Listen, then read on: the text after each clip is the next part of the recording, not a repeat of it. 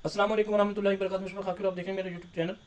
जिसमें मैं बात करूँगा शादी ब्याह के हवाले से। शादी ब्याह के ऊपर जो है ढोल और तूती नगारे और इस तरह की जो है गैर शरई चीज़ें जो है वो इस्तेमाल की जाती हैं, जिनका जो है दीन शरीयत के साथ कोई ताल्लुक़ नहीं है।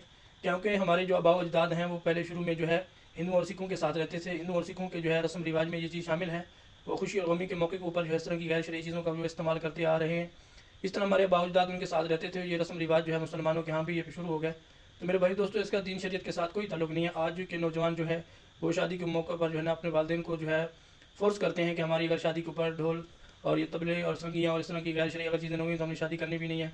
और ऐसे जो है दोस्तों के साथ मिलकर जो है ऐसे वो गैर शरई जो है फंक्शन वो बनाए जाते हैं और उसको जो है लोगों को इकट्ठा किया जाता है और गैर शरई फंक्शन को जो है इंजॉय किया जाता है। तो मेरे भाई दोस्तों, इनका दीन शरीयत के साथ कोई ताल्लुक़ नहीं है। हम मुसलमान हैं, हम कोई कटी पतंग नहीं है। हमारी डोर अल्लाह के वसल्लम के हाथ में है। आप ख़त्म वसल्लम की मुबारक ज़िंदगी जो है वो हमारे लिए बेहतरीन नमूना है। इसी तरह सहाबा की ज़िंदगी जो है वो हमारे लिए बेहतरीन नमूना है। हम ये देखेंगे कि अल्लाह का क्या हुक्म है, जनाब रसूलुल्लाह सल्लल्लाहु अलैहि वसल्लम का क्या तरीका है। मेरे भाइयों दोस्तों, ये सारे गैर शरई चीज़ें हैं, इनका दीन के साथ कोई ताल्लुक़ नहीं है। इसी तरह जो है कि जब कोई फौत हो जाता है तो उसके जनाजे के बाद भी जो है गैर शरई चीज़ों को इख्तियार किया जाता है और तीसरे दिन जो है उसका ख़त्म किया जाता है और हर जुमेरात को जुमेरातें की जाती हैं। इसका भी जो है दीन मोहम्मदी सल्लल्लाहु अलैहि वसल्लम के साथ कोई ताल्लुक़ नहीं है। जी, ये सारी जो गैर शरई चीज़ें हैं इनसे बचने का एहतमाम मैं भी करूँगा, आप भी करेंगे इंशाअल्लाह। जज़ाकुमुल्लाह खैर।